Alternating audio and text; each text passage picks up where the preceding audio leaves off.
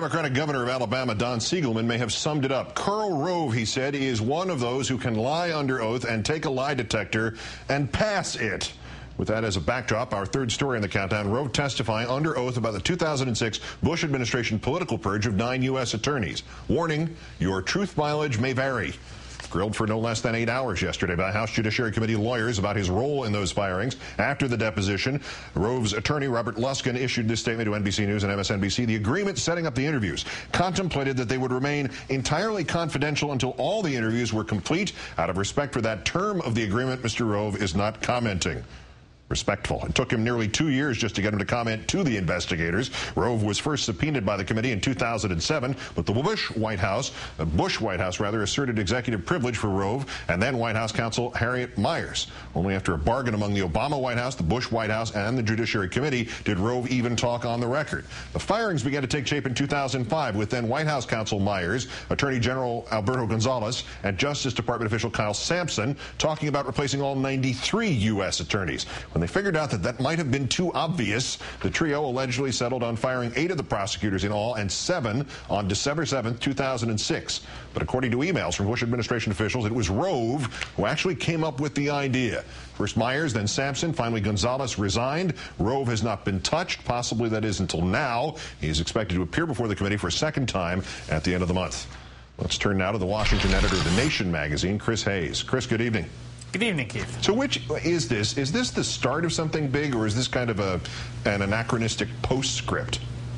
Well, I hope it's the former, but I fear it's the latter. I mean, committeeman, the chairman John Conyers has shown an admirable fidelity to truth and accountability, and I think he's been pursuing this sort of quietly but zealously in a way that I hope bears some fruit. But the fact of the matter is, if we're going to actually open up the books and open up the chapters in the last 8 years of what happened in this country, particularly around secrecy, around the sort of malfeasance of the Department of Justice, what happened in the national security state, intelligence, all of that needs to be wrenched out in the light, and there has to be a broad political constituency for that. And that's not what I see right now, particularly not in Washington, and certainly not among Democratic leadership. Well, and that goes to the point of what we began this news hour with the breaking news about the CIA report. And there's a back and forth here about what Leon Panetta said in a private briefing about which no one will tell us what it's about. And the 6 members of this committee say they were told that, yes, we at the CIA, we misled you. And Panetta says, no, I didn't say misled. I said we just simply didn't brief you sufficiently. And exactly that nuance decides which side is to be believed. And I would presume there are parallels, although we don't have any evidence of it yet. I would assume there are parallels to that in the Rove case and what he is going to testify and what people will interpret him doing, whether it is nefarious or potentially innocent. Yeah, that's right. I think that's a really good point. I mean, there's a certain amount of sort of political hardening around people's opinions of these matters, and they're disposed to feel one way or the other. But it's interesting, you raised Panetta, and Rove fits into this as well, and him being deposed today. I've been doing some reporting recently on the Church Committee back in the mid-1970s, and it really becomes evident that there was a real, from different sectors of the elites, of the establishment, of the Beltway, politically, there was a push for some real dragging things out into the sunlight and having an actual process of reckoning with how we're going to manage this tension between sort of secrecy and democracy. And as a whole, as a sort of major conceptual enterprise, that's not being undertaken.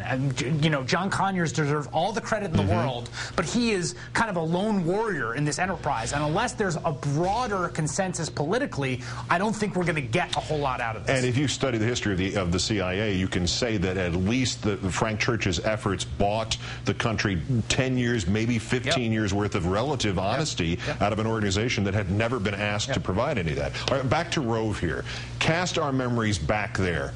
The real motivation, the down-the-road payoff for the Republicans, if the whole plan would have worked, if Rove's plan would have worked, was what? Well, the most dystopic vision of it would have been one in which the independence of the Department of Justice would be completely compromised, in which the mechanism of the administration of the prosecutorial function of the American government would be brought wholly within the purview of the President of the United States and his staff, and they would decide at a whim who to prosecute and when, and that would be utterly, utterly un-American and corrosive to our entire system of justice.